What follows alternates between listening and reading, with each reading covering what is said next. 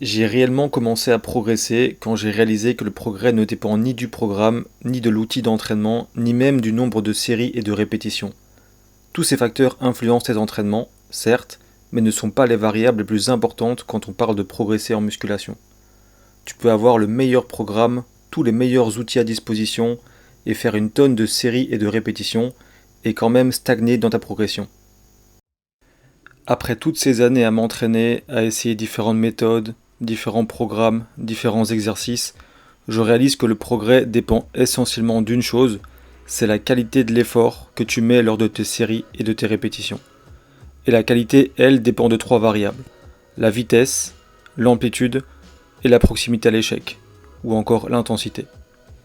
Pour bien s'entraîner, il faut y mettre de l'intention, de la concentration et de l'intensité. C'est aussi simple que ça en fait. C'est simple, mais c'est pas forcément facile à faire. Pour y mettre une certaine intensité et se concentrer à 100%, ça demande de l'expérience, de la pratique et du temps. Au début de ton parcours, tu n'arriveras pas forcément à t'appliquer à 100% parce que tu n'es pas assez familier avec les mouvements, tu ne connais pas encore bien ton corps, ta force, et tout ça demande du temps. Le meilleur conseil que je peux te donner est celui-ci. Choisis quelques exercices, 8 c'est déjà très bien, mais ça pourrait aussi être moins si tu es vraiment minimaliste. 4 pour le haut du corps et 4 pour le bas du corps.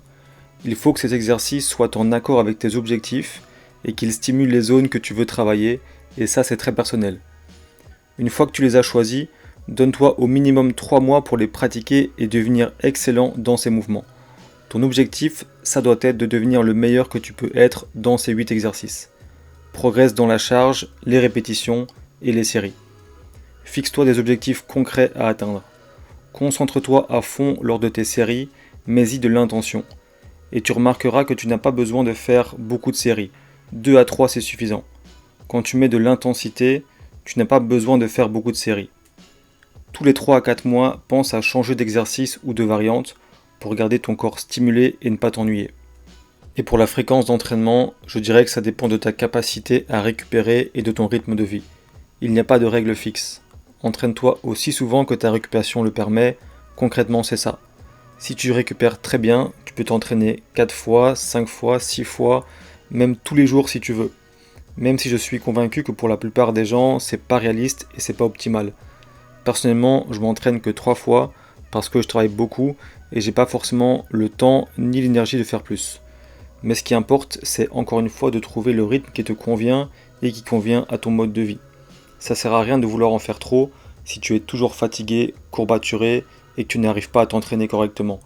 Il vaut mieux s'entraîner que 2 fois et faire des séries de qualité plutôt que s'entraîner 4 fois et faire des séries médiocres.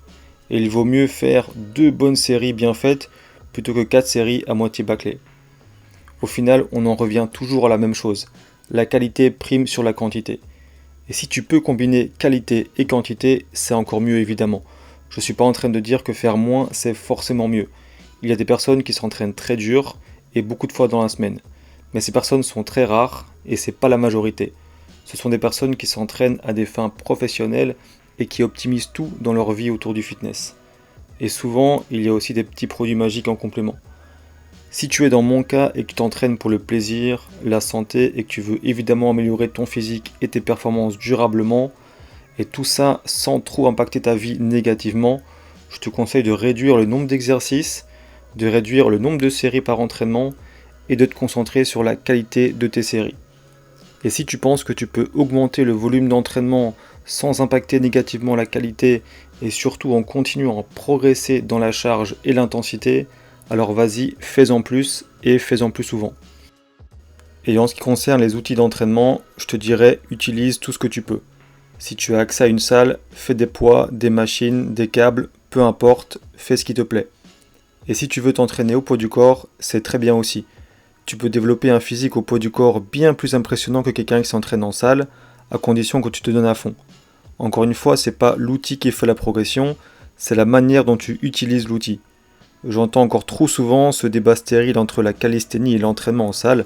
Lequel est le meilleur, lequel procure les meilleurs résultats, lequel est meilleur pour la santé, pour les articulations, etc. Je vais te dire, il n'y a pas de meilleur. Chacun a des pour et des contre. Ça dépend entièrement de ta façon de t'entraîner. Personnellement, je fais un peu de tout, Comme ça, je prends le meilleur de chaque discipline. Fais ce que tu peux avec ce que tu as à disposition. Si tu es toujours présent, ça veut dire que tu as une capacité d'attention supérieure à la moyenne. Je te félicite pour ça. Si tu veux une autre vidéo qui est en lien avec ce que je viens de dire, je t'invite à regarder celle-ci. Pense à t'abonner si ce n'est pas encore fait, ça m'aiderait beaucoup, je te remercie par avance. Dis-moi en commentaire ce que tu penses de la vidéo.